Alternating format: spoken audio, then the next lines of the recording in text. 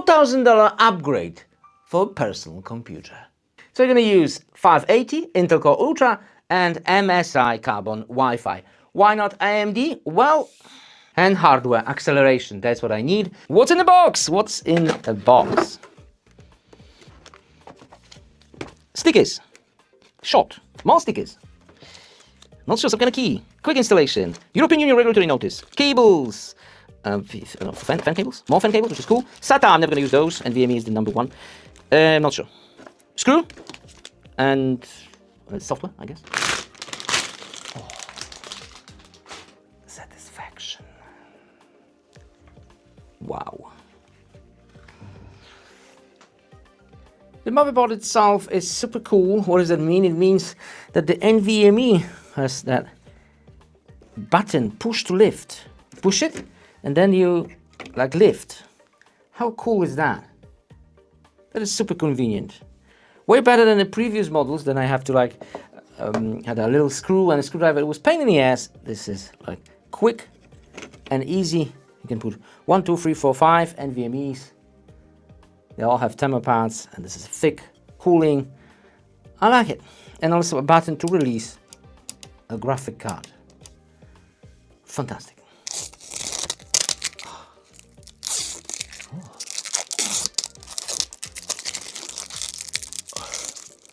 Ah, medium satisfaction, medium. Come on. Ah.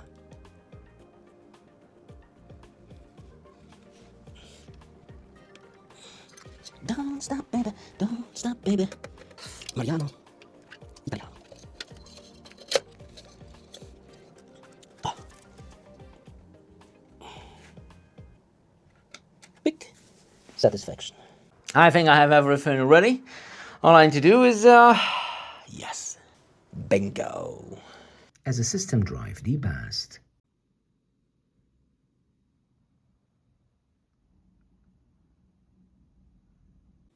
Drives, cold and very impressive. Temperature, almost passive cooling, zero noise, outstanding. Hardware acceleration, neural engine optimized on NVIDIA Auto, DaVinci Resolve, very high bitrate, 642, 10-bit, full frame camera. If you want any higher, you have to like cinema camera. So smartphones are like a 150. That's a huge difference. And that's fine. Look how smooth that is. That's battery smooth. Shockingly smooth. Fantastically smooth. You can basically have every frame. And proxy is disabled. Look, disable all proxy. That's not a proxy.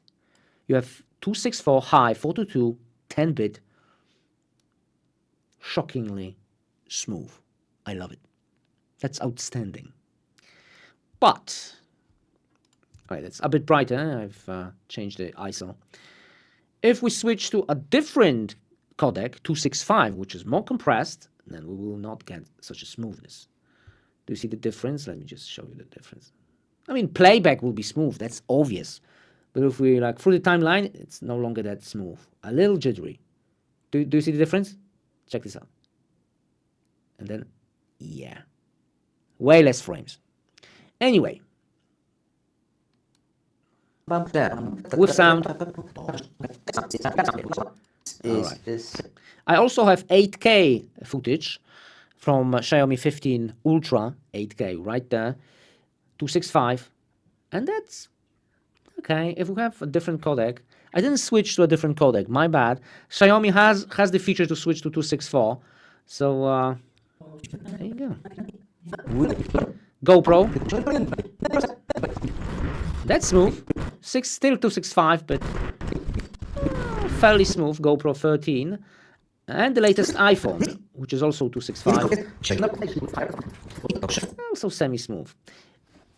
But this is all won't matter because you can use proxy. That's obvious, of course, if you wanted to. I don't like proxy. I'm just because I have to wait like an hour to get all. I have a lot of files. I don't have time for that. Anyway, what I was hoping. Effects, video effects, just like this one. Oh, it slows down a little bit. It slows down a tiny bit. It didn't show too much on the GPU or CPU. Those effects are slow down the timeline a bit. But when you go through them, they'll be fine. With my old processor, AMD X5900, something like that, it's quite expensive processor. Very glitchy. That Intel is killing it. Okay. Apparently not. What happened?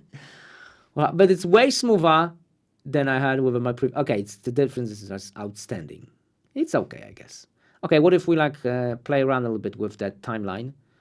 Just let me just put it a bit higher, and then check out the processor, CPU, GPU. 43. That's smooth.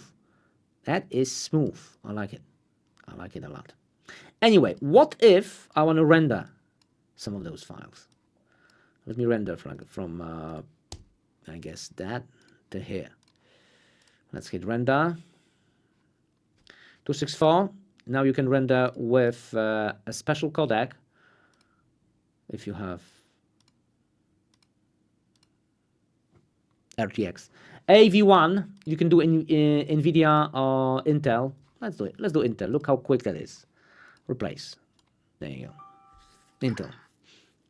It's going very quickly. I love it. It's super powerful. CPU is on 64%. GPU also 60.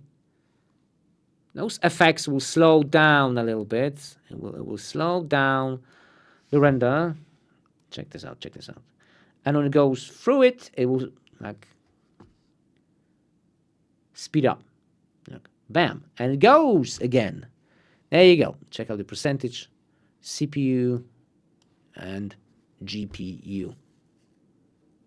Easy. 50% and 60%. Super easy with a high bitrate. I love it.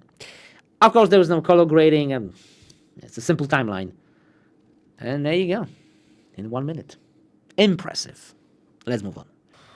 This game is extremely heavy on the CPU and GPU. We do have 30 frames per second, not too much, but the graphic looks amazing. Check this out. Wow. Extremely nice. Okay, let me put a little bit more power. I'm not sure which one is the power.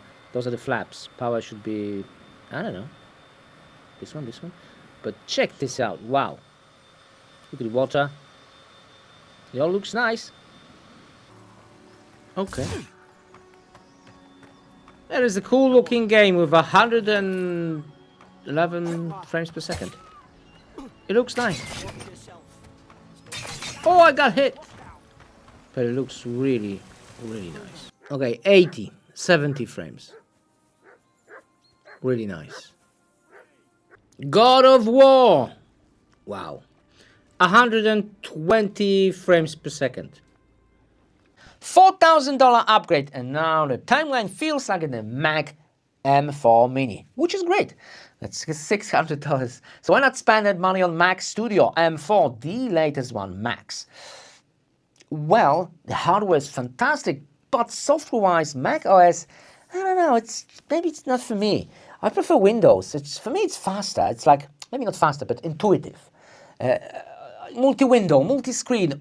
I can do all kinds of magic very quickly. And with Mac OS, I will have to learn that system from the very bottom. And it's not compatible with multi-high refresh screen, at least the hardware isn't. I've checked the specs on the latest Studio and compatible with only one high refresh screen, which is, I do have like 4 of them. So anyway, definitely a power-hungry device, but temperatures are, okay, it's passive. You don't hear a thing. Okay, it's not passive, but it's semi. I think it's great for editing, at least for me. In the next video, I will compare Mac Mini in DaVinci to exactly. Link in the description. See you next video.